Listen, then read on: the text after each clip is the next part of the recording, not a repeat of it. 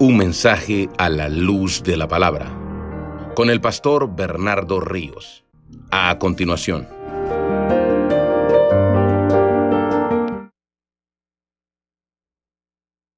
Puestos en pie, vamos a exponer hasta el versículo 6, pero vamos a leer juntos solamente el versículo 1. Por favor, puestos en pie, abra su Biblia en ese pasaje y me dice si ya está listo para que demos entonces lectura el día de hoy. Amén.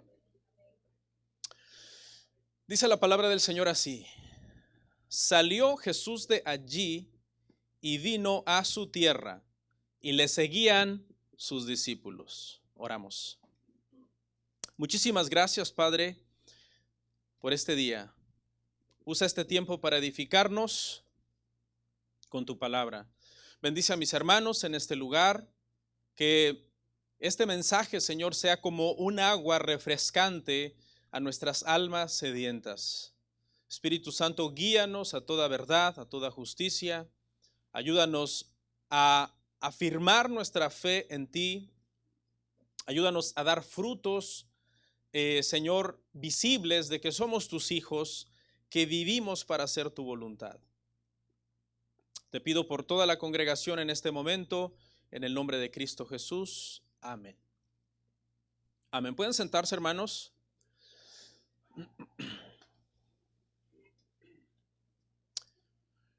Nuestro tema el día de hoy se titula El pecado de la incredulidad.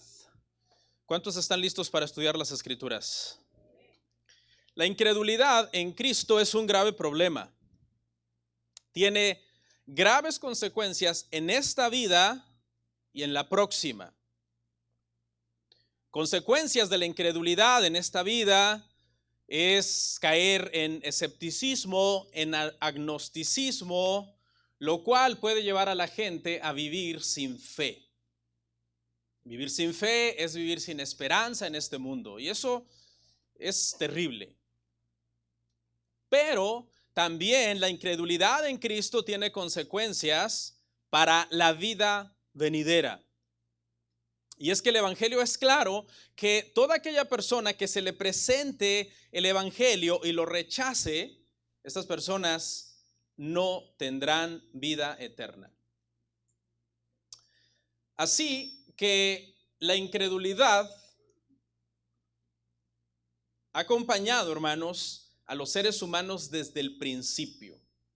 Desde el principio de la creación hasta el día de hoy, la incredulidad ha sido una constante en la raza humana. Desde el huerto del Edén, Adán y Eva no le creyeron a Dios. Pusieron en tela de juicio su palabra. El Señor les dijo qué tenían que hacer, no le obedecieron. Y esa incredulidad de dos personas, de Adán y Eva, causó la caída de toda la raza humana.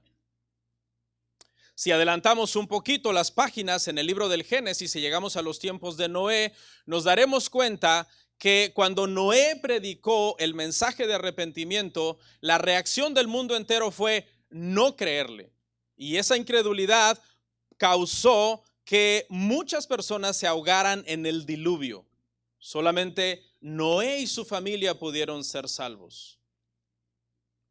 Si seguimos dando vuelta a las páginas, vamos a llegar a el libro donde Dios llama a Israel para que sea un pueblo, lo saca de Egipto en el libro del Éxodo, y por todo el desierto estuvieron resistiendo constantemente a Dios, siendo incrédulos a lo que el Señor les decía. ¿Qué causó esta incredulidad en el pueblo de Israel? Causó que toda esa generación que salió de Egipto, excepto dos personas, que solamente fueron Josué y Caleb, todos los demás perecieran en el desierto. Salieron de Egipto, iban con rumbo a la tierra prometida, pero no llegaron. ¿Cuál fue el pecado? El Evangelio nos dice que fue el pecado de incredulidad. Pero incluso después de que Josué y Caleb llegaron a la tierra prometida con la nueva generación que nació en el desierto y se establecieron en la tierra prometida, una de las constantes que caracterizó a la nación fue la incredulidad. Provocaban constantemente a Dios. El Señor tenía que traer juicios repetidamente sobre ellos, causando división en el reino, invasiones, cautiverios. y finalmente la destrucción de la ciudad y el templo en el año 586 antes de Cristo. Después la nación volvió del cautiverio babilónico, volvieron a formar una nación, y cuando Cristo vino en el Nuevo Testamento, ¿sabe qué encontró? Incredulidad. Especialmente, ¿sabe dónde? En Nazaret. De toda la nación, de todas las regiones, de todas las ciudades de Israel, Nazaret fue el epicentro de la incredulidad cuando Cristo vino. De hecho, fue el único pueblo donde a Jesús trataron de matarlo antes de su crucifixión. Esto es irónico porque Jesús era de Nazaret. Aquellos de quienes él hubiera podido esperar el mayor apoyo porque eran sus paisanos, fue de quien Jesús encontró el peor de los rechazos. De eso trata nuestro pasaje el día de hoy. El pecado de la incredulidad en el pueblo de Nazaret. Vamos a ver solamente 6 versos y vamos a verlo bajo los siguientes 3 puntos muy sencillos en estos versos. En el primer punto vamos a estar hablando de una incredulidad disfrazada de admiración, verso 1 y 2. En el punto 2 estaremos hablando de una familiaridad que crea incredulidad, verso 3 y 4. Y por último, en el punto 3, estaremos hablando de una incredulidad asombrosa, al punto que hasta Cristo se asombró de esa incredulidad, versos 5 y 6. Veamos el punto número 1, hermanos, una incredulidad disfrazada de admiración. Lea conmigo una vez más, capítulo 6 de Marcos, verso 1 y 2. Marcos 6, 1 y 2. Salió pues Jesús de allí y vino a su tierra, y le seguían sus discípulos. Y llegando el día de reposo, comenzó a enseñar en la sinagoga, y muchos oyéndole se admiraban y decían: ¿de dónde tiene estas cosas? ¿Y qué sabiduría es esta que le es dada, y estos milagros que por sus manos son hechos? Tenga su Biblia abierta ahí y vamos verso a verso. Verso 1. Salió Jesús de allí, dice, y vino a su tierra y le seguían sus discípulos. ¿De dónde salió? Salió de Capernaum. Ese fue nuestro último sermón. Jesús estuvo en Capernaum, sanó, usted sabe, a la mujer del flujo de sangre, resucitó a la hija de Jairo, y una vez que salió de Capernaum, vino a su tierra. ¿Cuál es su tierra? Su tierra es Nazaret. Fue donde Jesús creció. Antes de continuar, quiero hacer una pequeña aclaración. ¿Desde qué punto voy a analizar yo este pasaje?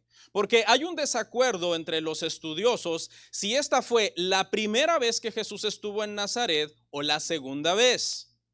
¿Ok? Los que ven esta oportunidad en Marcos 6, del 1 al 6, como la primera vez, dicen que el pasaje de Lucas paralelo, Lucas 4, 16 al 30, es la misma ocasión.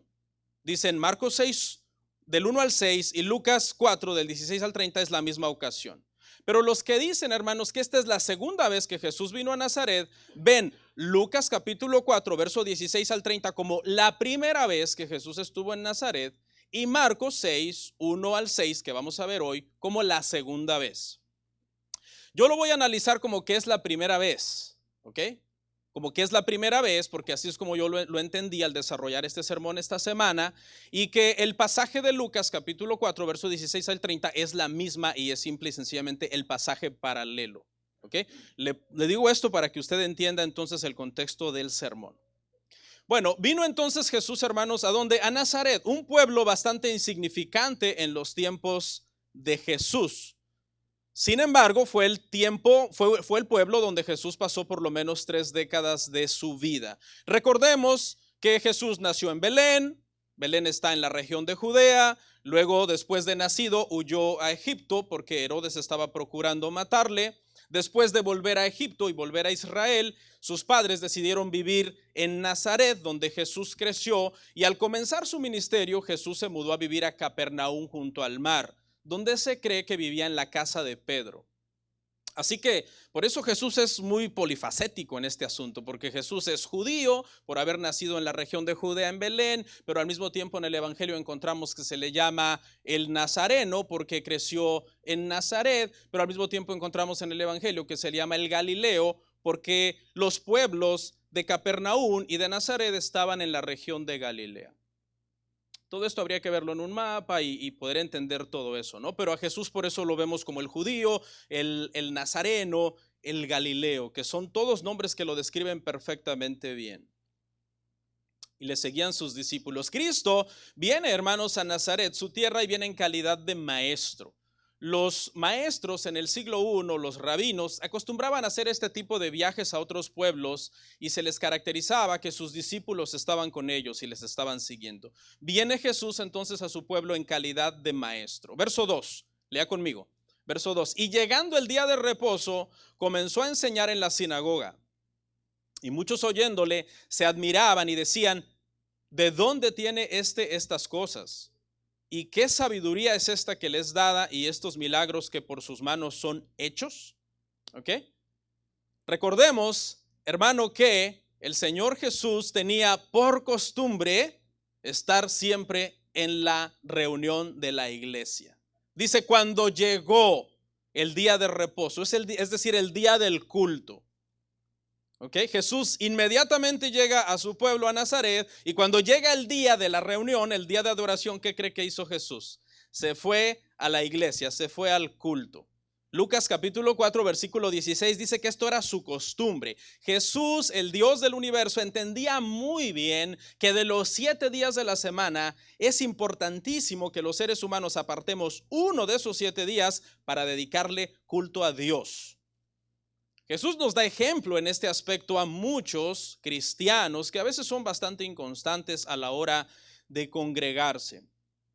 Mientras que Jesús tenía la buena costumbre de congregarse cada vez que llegaba el día del culto, mucha gente tiene la mala costumbre de usar cualquier excusa para no ir al culto. Y es lamentable que esas personas se digan discípulos del maestro, porque el maestro está dando el buen ejemplo. Es el día del Señor, es el día de adoración, es el día de culto. ¿Dónde tengo que estar? En la iglesia, con mis hermanos. Pero bueno, el día de hoy, cualquier cosa, cualquier pretexto es bueno para no ir a la iglesia, ¿no? Alguien dijo que la reunión dominical hace una función como de una especie de ancla. Usted sabe que los barcos, por ejemplo, cuando se llegan a un lugar, la forma de estacionarlos es amarrarlos, es anclarlos. Se lanza una ancla al lecho marino donde el barco pueda ser sujetado. Por más que el viento y la lluvia muevan a ese barco de un lugar a otro como está anclado, ¿qué pasa? Siempre acaba volviendo al punto donde está sujeto, donde está seguro. En el caso de los cristianos, hermano, el día del Señor debe de hacer esa especie como de ancla en nuestra vida. Toda la semana de repente vienen las tormentas y las tempestades y las dificultades y los problemas y todas las cosas que uno tiene que enfrentar en su vida corriente durante la semana con los niños en la escuela, con el schedule de trabajo, con tanta cosa, afanes, llamadas, y tiene uno que hacer 1000 cosas. Pero ¿qué pasa el domingo? Vuelves al lugar seguro. Vuelves a donde estás anclado en el Señor, dependes del Señor, sigues al Señor, sirves al Señor. Dice Lucas capítulo 4, verso 16 al 21, que Jesús era el lector en la sinagoga ese día. Pero no solamente se paraba y leía las escrituras, sino que también se le daba la oportunidad de exponer el pasaje que estaba explicando. Este día particularmente, Jesús leyó Isaías 61, 1 y 2. Donde dice, el Espíritu del Señor está sobre mí y me envió el Señor a predicar libertad a los cautivos, a anunciar las buenas nuevas de salvación. Ese fue el pasaje que Jesús leyó este día. Una vez que lo leyó, Lucas nos dice que Jesús cerró el rollo, se sentó y dijo, hoy se ha cumplido esta palabra delante de ustedes. Leía el pasaje y lo exponía, daba el sentido correcto del pasaje. En eso consiste la predicación, hermano, no se deje engañar, ¿ok? No se deje engañar. La predicación consiste en que el predicador se sube aquí, abre las escrituras, abre la Biblia, te dice qué pasaje te va a enseñar y te lo explica, te lo detalla de una manera, ¿verdad? Exacta, tratando de hacer los trazos correctos, las divisiones correctas dentro del pasaje para poder alimentar al pueblo. ¿Y qué pasó después de que Jesús hizo esto? Que se puso en pie, leyó el pasaje, les explicó el pasaje. Dice, muchos se admiraban de él. Seguimos ahí en Marcos 6:2. Muchos se admiraban de él por la sabiduría que tenía y por los milagros que el Señor hacía. Mi tesis en este punto es que esta admiración es falsa, porque recuerde que este punto se llama una incredulidad disfrazada de admiración. Este pueblo realmente es incrédulo, pero si es incrédulo, ¿por qué Marcos nos dice entonces que se admiraban de esta sabiduría, de este poder que Jesús tenía? Bueno, el pasaje nos deja ver, especialmente en el libro de Lucas, que esta incredulidad era falsa porque de hecho cuando acabó el servicio trataron de matar a Jesús. Trataron de matar a Jesús. Entonces esta admiración no es verdadera. Cuando leemos este pasaje en Lucas, dice que la gente estaba ahí mirando a Jesús decir, hoy se ha cumplido este pasaje delante de ustedes, y la gente estaba enojada y Jesús les dijo que eran unos incrédulos. Jesús les dijo, en los tiempos de Elías tuvo más fe una viuda en Sarepta que todas las viudas de Israel. Y en los tiempos de Eliseo tuvo más fe un leproso que era sirio que todos los leprosos de Israel. Dice Lucas que cuando escucharon eso se pusieron furiosos, lo llevaron a un acantilado, oiga bien, y lo estaban intentando despeñar, lo estaban intentando matar al Señor Jesús, sus paisanos. En ese momento el poder de Dios vino sobre Jesús y Jesús pasó por en medio de ellos, no pudieron hacerle nada, pero estuvieron a punto de matarlo. ¿Cuál es la conclusión, hermanos, de este punto, de este primer punto de nuestro sermón? La admiración de la que habla Marcos aquí no es una admiración positiva. Es una admiración en el sentido negativo, porque Él les está diciendo, yo soy el Mesías. Cuando Él les está diciendo que Él es, del que estaba hablando Isaías 61, Él les está diciendo, ese Mesías prometido soy yo, y ellos lo rechazan. Es una admiración entonces en un sentido negativo. Y es que mucha gente tiene falsa admiración por Jesús. Muchos lo ven como un gran ejemplo. Muchos dicen, Jesús es un gran ejemplo, pero no lo siguen. Otros podrían decir, Jesús es un excelente maestro de moral y son unos tremendos inmorales. Muchos otros dicen, qué historia tan motivadora es la historia de Jesús y del Evangelio. Pero al final no creen en Él. No creen en Él como para seguirlo, como para obedecerlo, como para hacer su voluntad. Y es que en la Biblia encontramos muchos casos de esta falsa admiración. ¿Qué me dice de Herodes Antipas, por ejemplo? Que en Lucas 23:8 dice que Herodes se alegró mucho cuando vio a Jesús, porque había oído hablar de sus milagros. Y dice el pasaje, y esperaba que le hiciera uno. Es decir, lo miraba simplemente como un hacedor de prodigios, algo así como un espectáculo de un circo. Sin embargo, no creyó en él. Acabó burlándose de Jesús, lo devolvió a Pilato vestido con una túnica que implicaba burla. Su admiración no pasó de ser una mera curiosidad morbosa, no fe verdadera en el Señor. ¿Y qué me dice del joven rico? Marcos capítulo 10, verso 17 al 22 nos habla de esta historia, de este hombre que lo admira al punto de llamarlo maestro bueno. Reconoció la sabiduría de Jesús, reconoció su autoridad moral. Sin embargo, cuando Jesús lo confrontó con dónde realmente estaba su corazón, que estaba ¿dónde? En sus riquezas, ¿qué hizo el joven rico? Dice que estaba muy triste porque tenía muchos bienes y dando la vuelta se fue. Admiraba a Jesús, pero no lo amó lo suficiente como para seguirlo. ¿Qué me dice de Pilato?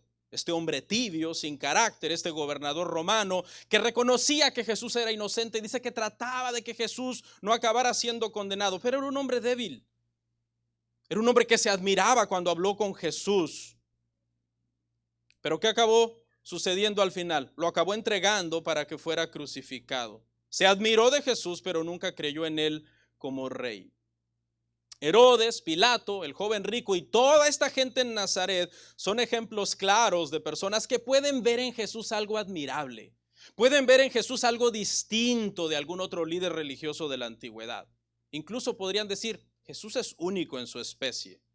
Pero simplemente queda en una admiración superficial que no llega a una fe salvadora. Esto nos recuerda que admirar a Jesús no es lo mismo que creer en Él, hermanos. Admirar a Jesús no es lo mismo que creer en Él. Muchos lo admiran, pero no se rinden ante Él como Señor y Salvador de sus vidas. Vienen los domingos, pero finalmente acaban viviendo sus vidas como quieren. Y en el punto número 2, vamos a hablar entonces de una familiaridad que crea incredulidad. Ya les voy a explicar qué quiero decir con familiaridad. Punto 2, una familiaridad que crea incredulidad. Marcos capítulo 6, verso 3 y 4. ¿No es este el carpintero, hijo de María, hermano de Jacobo, de José, de Judas y de Simón? ¿No están también aquí con nosotros sus hermanas? Y se escandalizaban de él. Mas Jesús les decía: no hay profeta sin honra, sino en su propia tierra y entre sus parientes y en su casa. Ve a la gente de Nazaret, sus paisanos, la gente que conocían a Jesús desde niño. Allí había seguramente gente que le duplicaba la edad a Jesús y que lo conocían desde niño. Y vea la reacción de esta gente. Vea lo primero que dicen, hermano, en el pasaje. Dicen: ¿no es este el carpintero? La palabra carpintero en el griego es bien interesante en el original. Es la palabra tectón, así como suena solamente con K, tectón. Y es un término amplio que significa constructor o artesano, pero puede implicar varias ramas. No necesariamente habla de una rama en específico de la construcción, se podía aplicar a varias ramas de la construcción de aquel entonces. Podría referirse a un carpintero, podía referirse a un albañil, podía referirse a un herrero, podía referirse incluso a un constructor de barcos. Alguna tradición temprana de la iglesia primitiva dice que José enseñó a Jesús el oficio de hacer yugos y de hacer arados, que son unos instrumentos que se usan en los pueblos para aparear dos bueyes, sujetarlos con un yugo que los mantiene unidos y luego poner una especie de arado en medio de ellos para poder cultivar la tierra, para poder sembrar, para poder trabajar en la agricultura. Una tradición temprana dice que Jesús era carpintero y que se dedicaba entonces a la construcción de yugos y arados. Es probable que también hayan hecho barcas. Estaban en un lugar donde constantemente la gente iba al mar y había mucho el mundo de la pesca. Parece que el tono de los de Nazaret indica que lo están despreciando por ser un simple obrero de la construcción. ¿Sí? Cuando están diciendo: ¿no es este el carpintero?, el humor del texto es menosprecio. Ese es el humor del texto.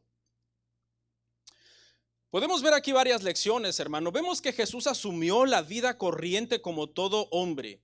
Vino y no tuvo miedo de las tareas cotidianas que implica el poder uno trabajar fuerte en este mundo para poderse mantener. Cuando el Hijo de Dios vino a esta tierra, no trató como de evitar esas rudezas del trabajo duro de la construcción, ¿no? Que implica manejar herramientas cortantes, peligrosas, pesadas, que te dejan exhausto. Los que trabajan en la construcción deben de entender. Cuando de repente te toca hacer algo manejando una herramienta de metal que pesa y la tienes que usar todo el día y al otro día acabas con los brazos destrozados, ¿no? El oficio de Jesús era una de las ramas de la construcción. Si usted trabaja en la construcción, se dedica usted en algún sentido a algo a lo que Jesús se dedicó cuando Jesús estaba trabajando de carpintero antes de comenzar su ministerio a tiempo completo. Y lo menosprecian. Dicen: este es un carpintero, este no es un rabino estudiado en una de las escuelas de los más grandes maestros de Israel, es solamente un carpintero. La construcción tiende a ser menospreciada por muchos, ¿no? Mucha gente puede ver a alguien que trabaja en la construcción y dice: ah, trabaja en la construcción. No se equivoque, en la construcción hay plata. Yo conozco gente que trabaja en la construcción que gana 3, 4 veces más que alguien que estudió. Eso es una realidad, ¿no? Es un trabajo muy digno, es un trabajo muy bonito y también es el trabajo al que se dedicaba Jesús. A Jesús lo menosprecian entonces en Nazaret, por su oficio. Encontraron difícil de creer que un carpintero pudiera tener sabiduría. Se admiraban de la sabiduría y decían: no, es carpintero, no puede tener tanta sabiduría este hombre. ¿Cómo es posible? El que me hizo la mesa, el que me hizo las sillas, habla de esta manera, ¿sabe todo esto? La segunda parte que mencionan es: no es este el hijo de María, lo llaman el hijo de María. Cuando la costumbre normal, dicen los historiadores, en este tiempo era identificar a una persona por su padre. Era muy extraño identificar a una persona por su madre. Generalmente se hubiera dicho, no es este el hijo de José. Aunque sí hay una parte en el evangelio que también a Jesús se le llama el hijo de José, aquí en Nazaret le están llamando el hijo de María. Quizás se refirieron a María, dicen los estudiosos, porque a estas alturas ya había muerto José, que José era el padre adoptivo del Señor. Esa es una posibilidad. También está la posibilidad de que esto implique un insulto, llamarlo hijo de María. Hay una posibilidad porque se rumoraba que, hey, ¿cómo es eso? ¿Quién es su papá? ¿No? Porque acuérdense que quién era el papá de Jesús, fue engendrado por el Espíritu Santo en el vientre de la Virgen María. Entonces esa historia a mucha gente le sonaba como que Jesús posiblemente era un hijo de fornicación. De hecho, en Juan capítulo 8, Jesús les dice, no, yo no soy hijo de fornicación, y eso implica que había un rumor en el pueblo de que Jesús posiblemente era hijo de fornicación. De hecho, esto fue algo que después perpetuaron los judíos talmúdicos que odian el cristianismo, escribiendo que posiblemente Jesús había sido hijo de un soldado romano llamado Pantera, y que María era una mujerzuela que se había metido con este soldado. Y hasta el día de hoy ese rumor existe dentro de estos judíos que odian el cristianismo, talmúdicos. En Shabbat 104b y Sanedrín 67a se quiere como insinuar que Jesús era un hijo ilegítimo de María, que María era una mujer cualquiera que se metió con un soldado romano. Así que sí, posiblemente lo menosprecian por ser carpintero y posiblemente también están poniendo en tela de juicio si es un hijo legítimo o no, o es un hijo de fornicación. Pero vea lo que sigue. Y también dicen, y conocemos a sus hermanos. Mencionan primero a los varones y mencionan a Jacobo, mencionan a José, mencionan a Judas, mencionan a Simón. Sabían bien quiénes eran sus hermanos. En Nazaret es que Jesús estaba en su pueblo. Jesús había llegado a su pueblo. Y por lo general, hermano, donde uno más enfrenta oposición es dentro de la gente que te conoce. ¿Ok? Jesús volvía a su pueblo de crianza. Nadie encuentra más críticos que con aquella gente que de verdad te conoce desde niño. Ellos pensaron que sabían todo sobre Cristo. Realmente no lo conocían, porque Él no era un hombre común y corriente como ellos pensaban. No, Él es Dios. Y de eso trata precisamente esta enseñanza. Mencionan a sus hermanos. Y sabe que esto también es interesante, porque acuérdese que los hermanos de Jesús, Juan 7:5, no creían en Él. Los hermanos de Jesús, estos que están siendo mencionados aquí, no creían en Jesús. Y esta gente es probable que ya hayan regado el rumor en Nazaret, nosotros no creemos en Él. ¿Se acuerda? De hecho, ellos pudieron haber dicho, Marcos 3:21, nosotros ya fuimos a Capernaum en una ocasión a tratar de amarrarlo y traerlo por la fuerza porque nosotros pensamos que está loco. ¿Se acuerda cuando dijo su familia, lo fueron a buscar y dijeron, está fuera de sí? Y lo trataron de traer a casa.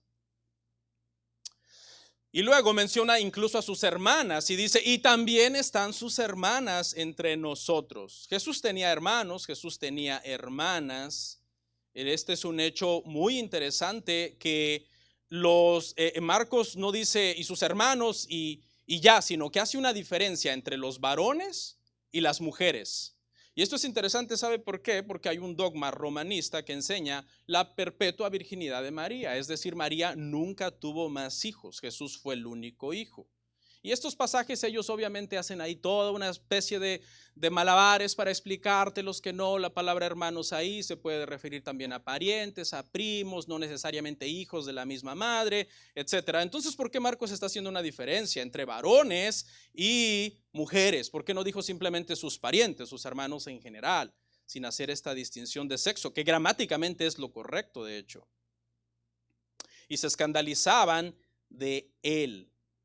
Al mencionar la ocupación de Jesús, al mencionar la familia de Jesús, todo esto, hermanos, a ellos les sirvió de tropiezo. La palabra escandalizar acá, la palabra griega escandalizo, quiere decir tropezar, quiere decir enojarse. Se sintieron profundamente ofendidos de que este carpintero, hijo de María, cuyos hermanos conocemos, que no creen en él, cuyas hermanas nosotros conocemos también, esté diciendo que él es el Mesías. Se escandalizaron, se enojaron. ¿Y qué hicieron? Lo trataron de matar. Verso 4. Mas Jesús decía, no hay profeta sin honra, sino en su propia tierra y entre sus parientes y en su casa. En Nazaret, hermano, cayeron en algo que se llama familiaridad. La familiaridad, hermanos, consiste en pensar que conoces tan bien a alguien o que tienes un trato tan constante todos los días con esa persona que ya no le das la importancia que la persona merece. Se acaba volviendo algo, una persona común y corriente para ti. Le acabas viendo como un fulano cualquiera. Es una persona conocida. Cuando nos acostumbramos demasiado a tratar a alguien que respetamos o que consideramos importante, podríamos perder el sentido de reverencia, el sentido de respeto que se le debe de tener a esa persona. La familiaridad nos acaba llevando a la relajación. Cuando tú, por ejemplo, conoces a alguien, vamos a suponer que tú admiras a una persona y nunca le has conocido en persona, quizás le has visto por las redes sociales, y un día le conoces, ¿qué tienes? Un sentido como de reverencia, un sentido como de respeto. Pero vamos a suponer que se va a vivir a tu casa y no tiene muy buenos hábitos. Y ya en un mes ya le odias. Hay un dicho por ahí que dice, nunca conozcas a tus héroes. ¿No? Porque precisamente vas a acabar muchas veces decepcionado de la gente que admiras.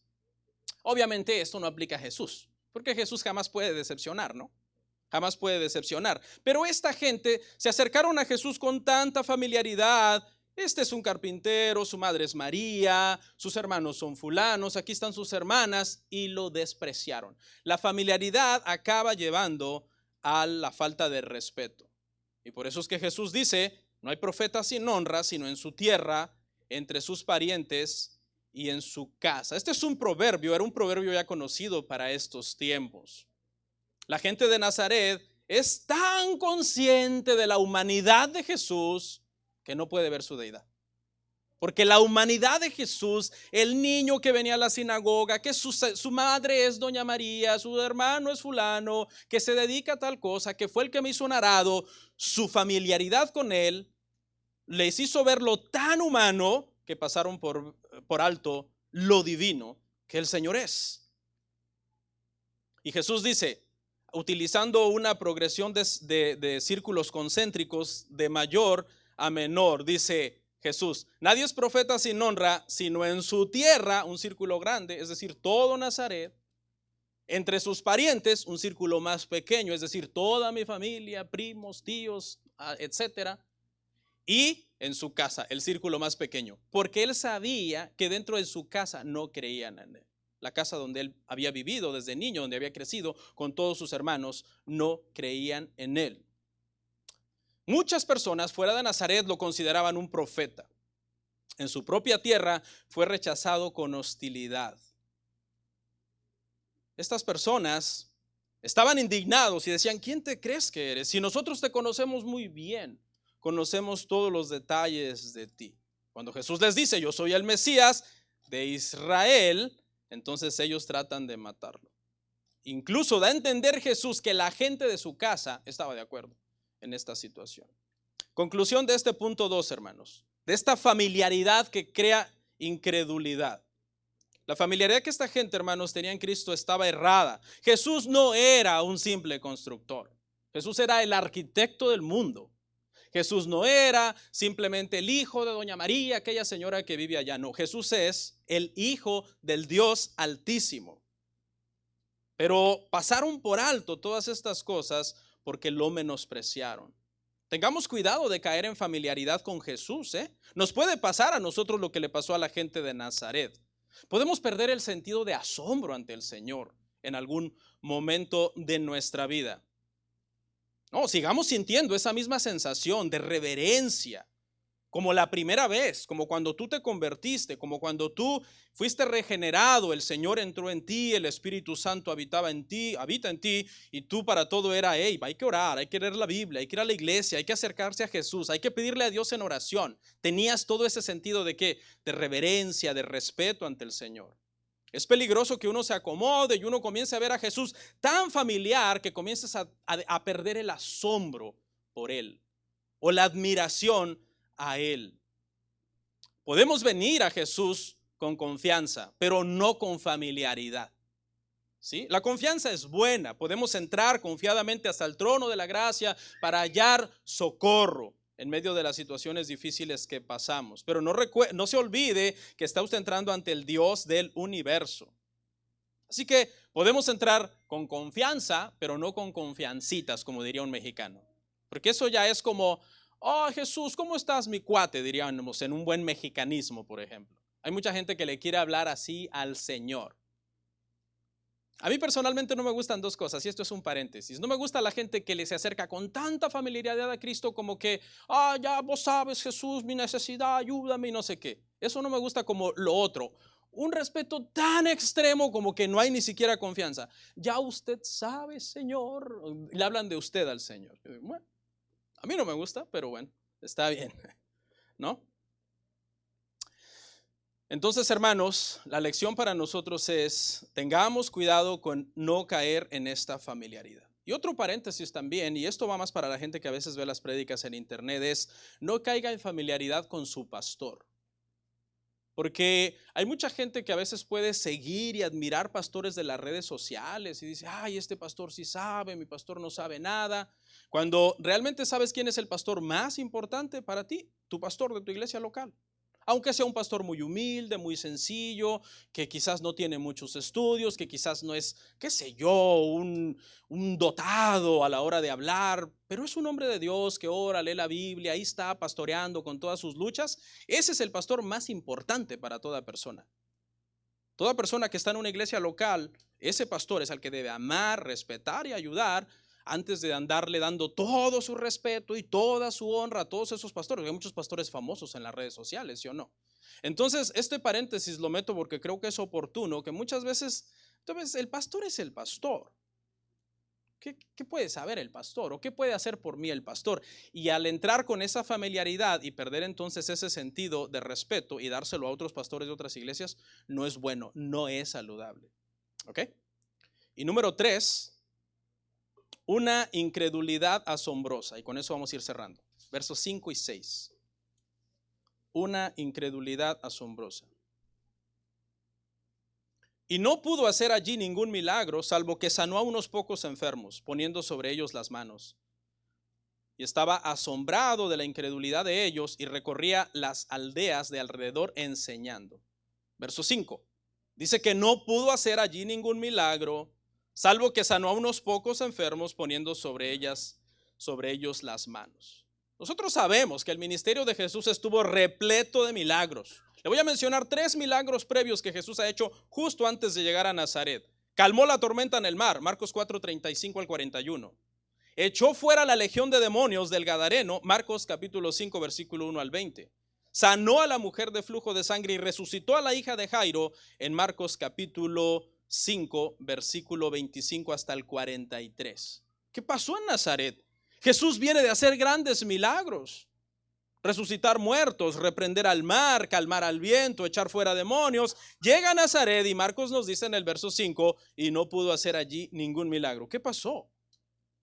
Este versículo necesita una explicación porque suena como una contradicción, ¿no? Suena. No hay contradicciones en la Biblia, no se equivoque. Primero Marcos te dice en la parte 1, y no pudo hacer allí ningún milagro, dice Marcos. Y luego en la parte 2, salvo que a unos pocos enfermos poniendo sobre ellos las manos, sanó.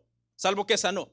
Marcos, ponte de acuerdo, porque no pudo hacer ninguno o sí hizo unos, porque la parte A dice que no hizo ninguno y la parte B dice que salvo que sí hizo unos, sí sanó unos enfermos.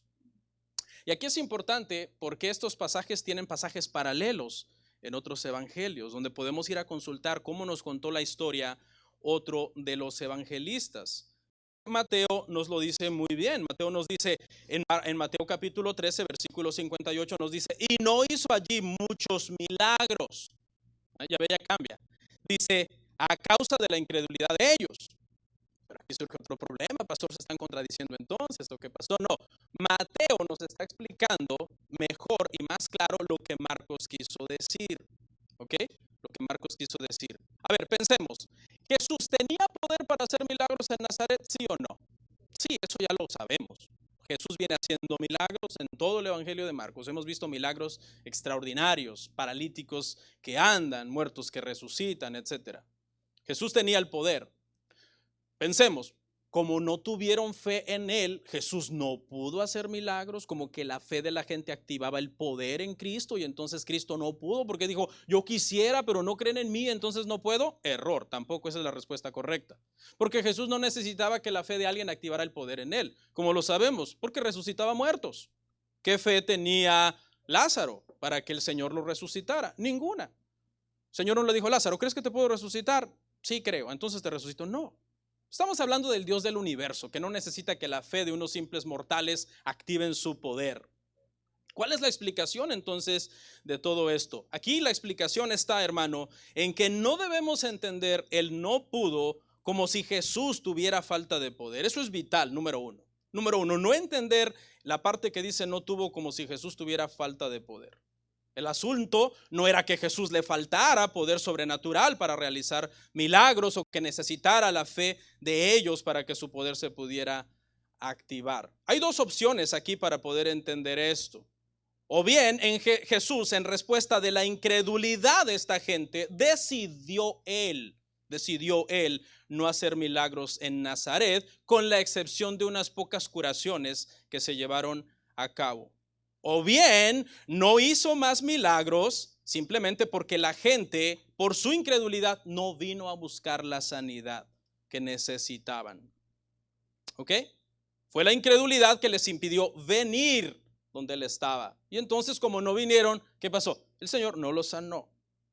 Porque toda la gente, cuando venían a él, cuando oían que Jesús sanaba y que podía sanar, ¿qué decían? Vamos para que nos sane. Esta gente sabe por qué no viene. Por eso vienen unos pocos. Jesús sana unos pocos. Vinieron unos pocos.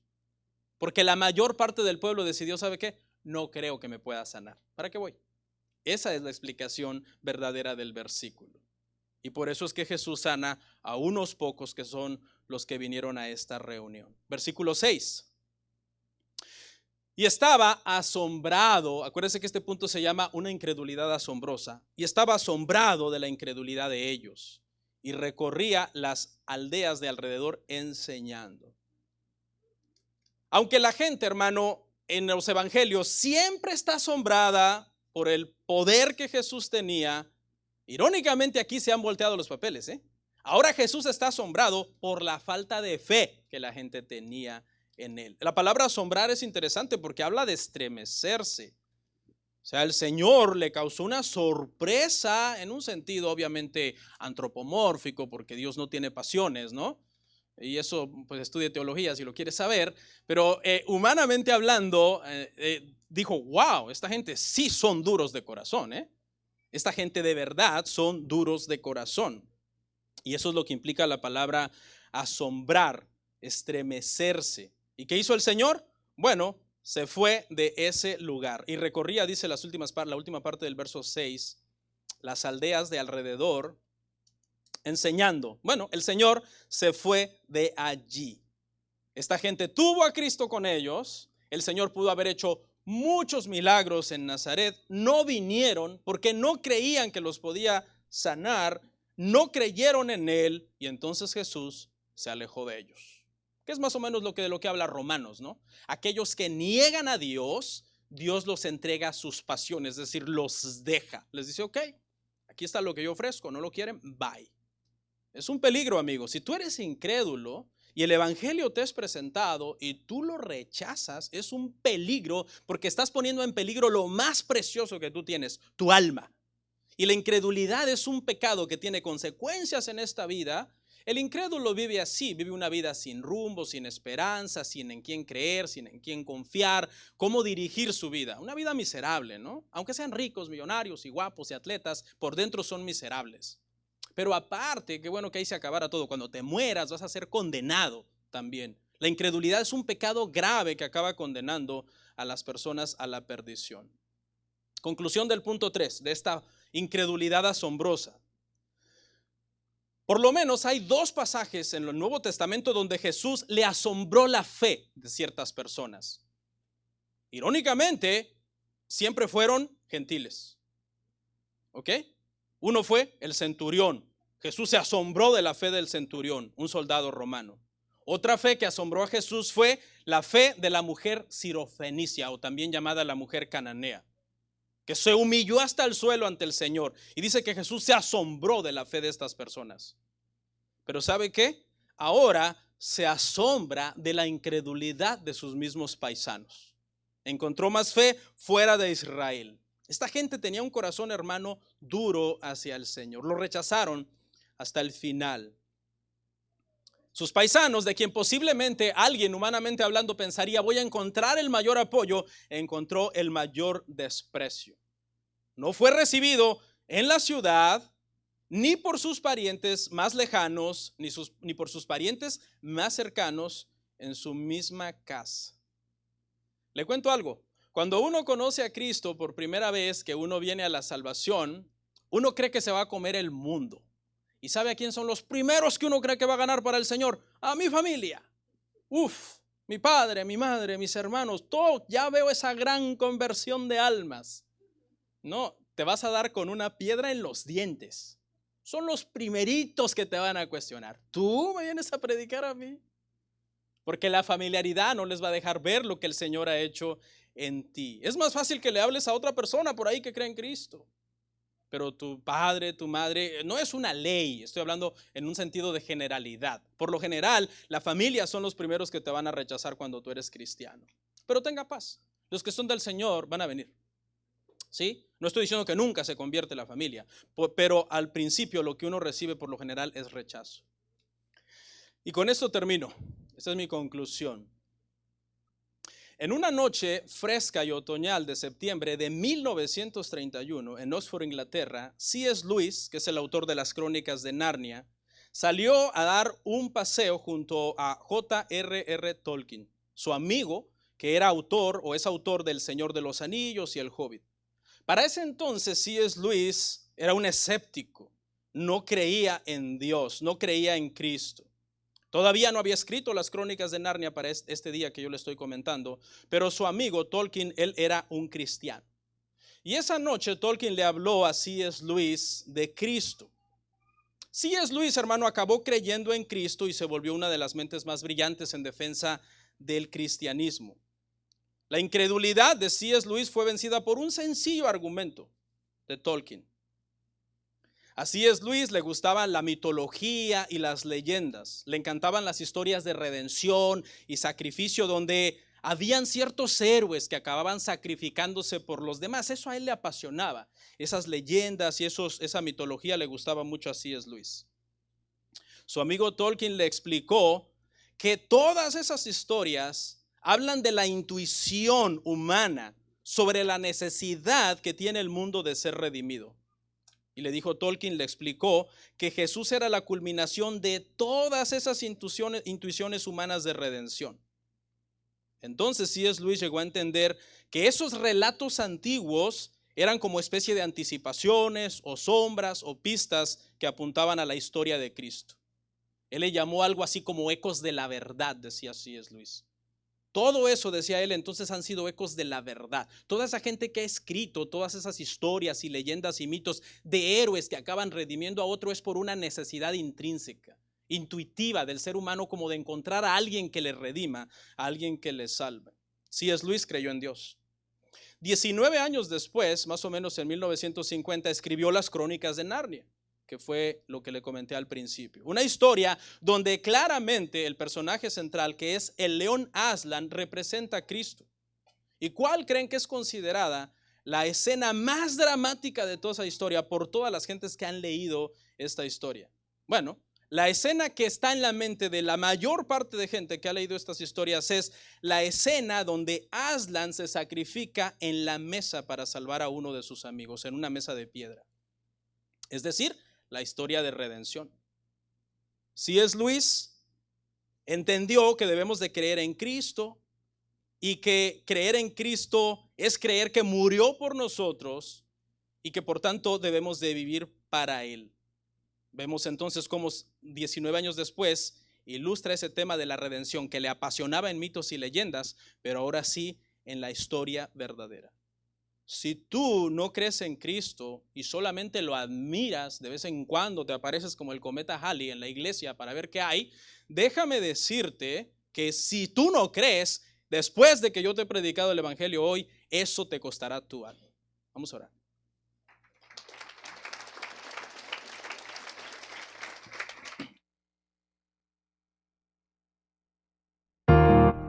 Comparte, suscríbete, dale like.